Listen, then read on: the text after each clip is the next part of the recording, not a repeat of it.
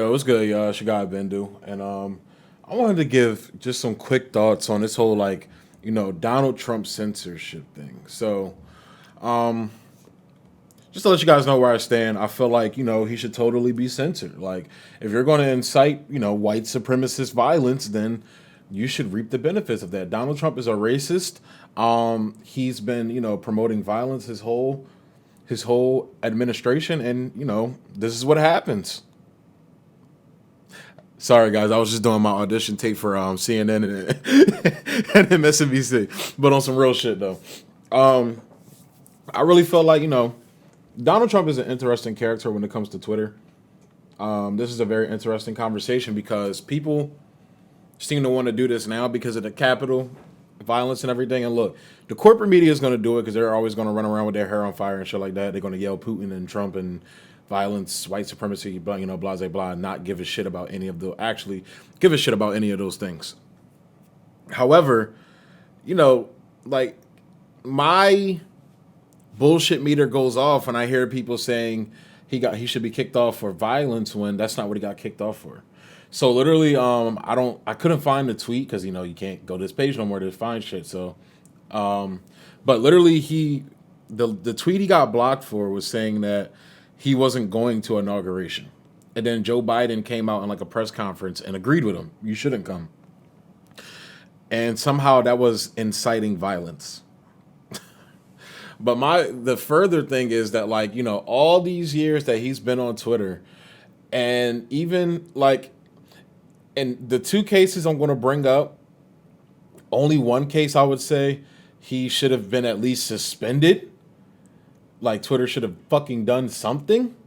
But then when I say that, I instantly go back to, in the current context that Twitter is in, I don't want them to do it because it's basically Jack Dorsey and a bunch of faceless motherfuckers making a decision on freedom of speech. However, that came literally to the safety of the world because the two examples I'm bringing up is you had Donald Trump. So they say he was inciting violence with that last tweet that I mentioned before. However, nobody said shit when Donald Trump was hopping on Twitter threatening nuclear war against North Korea. Like literally repeating. So in a press conference, as everybody remembers famously, little rocket man, if he continues down this road, he will be met with fire and fury, the likes of which the world has never seen, okay? Yeah, he was threatening nuclear war on Twitter, but somehow that's not inciting violence. And then another example I would like to bring up, Medhurst actually brought this up, is the fact that, he killed an Iranian general, like a general from a sovereign nation, killed him, then hopped on Twitter and bragged about it. And then when Iran responded like, you killed our general, he then threatened, I wouldn't say necessarily nuclear war, but threatened war against them for responding to him killing their general randomly. And by the way, Soleimani was on a peace mission, so he assassinated him. What he did was against international law. The UN actually deemed that it was an illegal killing. It wasn't a good kill. If there's even such a good thing as a good kill. But because you shouldn't be killing foreign leaders of sovereign nations anyway, but that's a whole nother fucking conversation. But yeah, so that's not inciting violence. Like I don't understand. I don't get it. Or even just to take it away from Donald Trump, like Rachel Maddow for 4 years was pressing Donald Trump to fucking move troops onto the borders of Russia, or not UN, NATO troops onto the borders of Russia, which is literally an act of war to Russia. That's not inciting violence. We're not going to ban Rachel Maddow from talking on Twitter anymore, or Adam Schiff on the House floor talking about we need to fight Russia over there in terms of talking about Ukraine and the United States literally funding neo-Nazis in Ukraine. The United States government was funding neo-Nazis in Ukraine, which is also inciting violence. But then Adam Schiff incites even more violence by saying we need to fight Russia over there so we don't have to fight them here. What? What? Nobody talks about inciting violence when he tweets about China the way he does, blaming China for shit. That's not inciting violence. That's not inciting a war. Like the United States, Donald Trump tweeting out how he was moving ships into the South China Sea to play war games with China. That's not inciting violence. Donald Trump bombing the fuck out of Syria, then Brian Williams jizzing his fucking pants on live television about the bombs, the beautiful bombs going off. That's not Brian Williams inciting violence. His Twitter shouldn't be banned. He shouldn't be taken off air.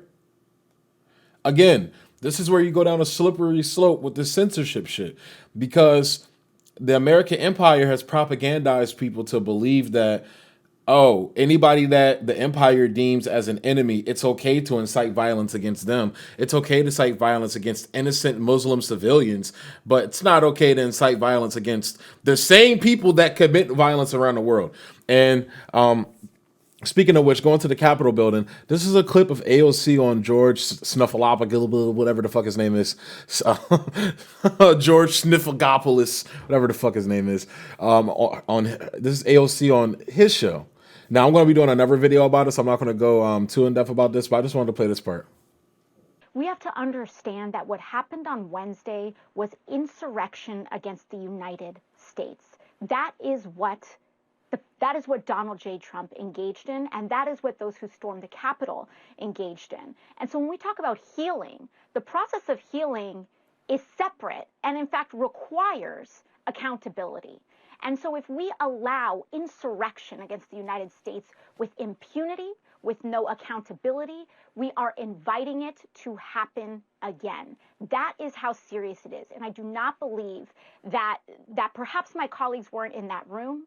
Perhaps my colleagues were not fully present for the events on Wednesday, but we came close to half of the House nearly dying on Wednesday.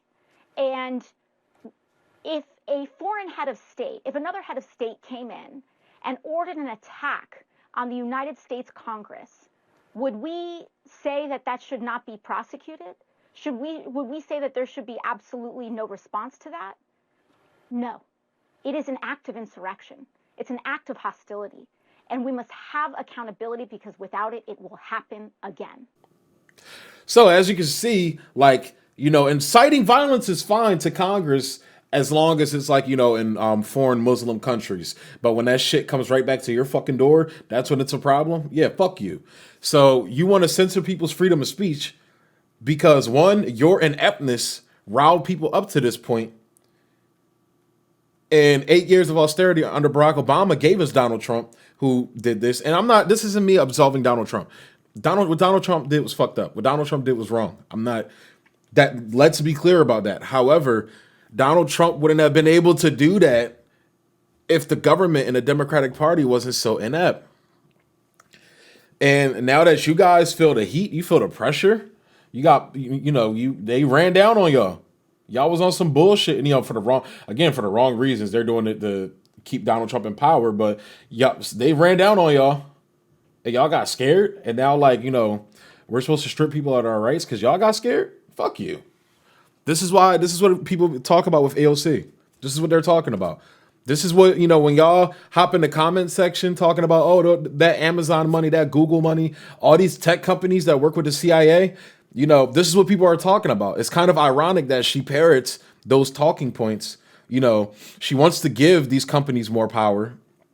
It's funny how she parrots that, and she's taking money from them. But they're all employees, though. All that money, all that $80,000 with, I believe it was with Google. Yeah, that's all just Google employees donating and everything. That's perfectly normal. But again, another conversation. But again, this is the point people are bringing up with AOC. She's always seems to be on the side of the American empire, especially when it comes to people the American empire deems as enemies. And,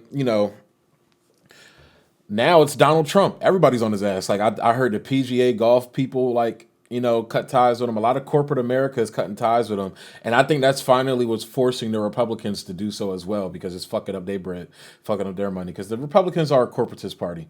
They were the first ones. Not even the first. They were always a corporatist, union-busting, oligarchy, monopolistic party. That's what they were, always were. So, and it's kind of crazy that they started out being an opposition party, but look at what they turned into. But I'd argue that's what they always were. But what Yeah, they even took a shit down from Shopify. So again, this is not, and I hate to always be put in this position where I have to defend Trump and some of his supporters, but again, these are tactics that they always turn around and use on the left. And it's not even about just it's going to be used on me. It's not about the boomerang, or what is it called? Yeah, the boomerang effect, that is going to go hit somebody and come back and hit me. It's about, these people are Americans at the end of the day. I may not agree with them. I may despise a lot of them, but I still feel they deserve their rights at the end of the day. Now, they did cross the line of their rights by doing what they did at the Capitol. Prosecute them on those fronts, not censorship. And with Donald Trump and everything, this is why Twitter, Facebook, all these companies need to be broken up. Matt Stoller, he's been doing the rounds and everything because he's like a big civil rights guy, or civil rights guy and everything. Not in terms of like racially, but like our freedoms. He's good on speaking on that, so he's been doing the rounds. Like I saw him on I didn't watch the video yet, but I saw him on Rising, and he was on Jimmy's show as well. But they need to be broken up. They have too much power, and this is what happens. They're literally pushing a segment of the American population away to the side. Like, you guys don't get to participate. We're taking away your demagogue figure. That's it. And it's like, that's ridiculous. Like, I don't agree with these people, and I definitely don't agree with Donald Trump.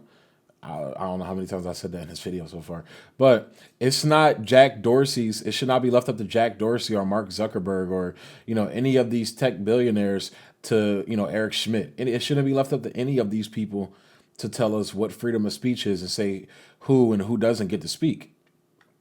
And it's like, people got to realize that these public forums, like these social media platforms are public forums now. That's what they've become. So when you do that, you're silencing somebody's voice to the masses. And that's a scary thing. So I just wanted to give my quick thoughts on the censorship. Like, I'm definitely not for it. So and then it's crazy to see people on the left, you feel me, like so-called progressives cheering this shit on and everything. Like TYT, they did a couple videos about it. Anna Kasparian, now she's like, I don't know, I don't know if I'm for the censorship thing, this and that, like, because she knows that people have been on her ass about that, because she's pro censorship. She's said it numerous times, but now that she's aware that other people are calling her out for it, she's going to cover her ass now. That's just what it is, and she's doing it in a disingenuous way. Like, I can see you, having the belief at first, realizing you're wrong, confronting that you were wrong, acknowledging you were wrong, and then changing your opinion. But then it's like, it's a complete sleazebag, scumbag move to pretend like you've always had this view of being, anti-censorship and everything, when your past rhetoric is to the contrary. That's what people are talking about. That's some sleazebag shit. That's what makes people call into question whether you take corporate money or not. That's what fuels it, not Jimmy Dore. Not Jimmy Dore pointing out those facts. What fuels those facts is your own words. Because that's what people like me and Jimmy do. We're using your own words. This is what you said. I didn't say this. I didn't put this in your mouth. I didn't force you to say it. You said it. So we're using your words against you. That's the whole point of what I'm doing. And that's what Jimmy does. So don't get mad when your own words get used against you and turns out your beliefs are horrible. Honestly, when it comes to censorship.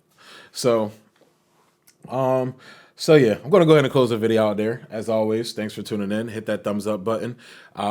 Continue to comment. I like talking to you guys. Also, just to let you know again, I'm going to possibly be doing a live stream. I'll announce on the American Autopsy Twitter and IG about that, whether I'm going to do it or not. I'm also going to be doing comments day soon, so I'm going to pick a comment. I already have the first comment picked out, so I'm going to be talking about it. But I also got something else planned. I've been thinking about it. I've been brainstorming it, talking to some of my homies about it and everything, seeing what they would think about it. And I'll announce that by Friday, whether I'm going to do that. So, surprise, surprise. Tease, tease, tease, as Kyle Kalinske would say. So, yeah, thanks for tuning in. Peace. Peace.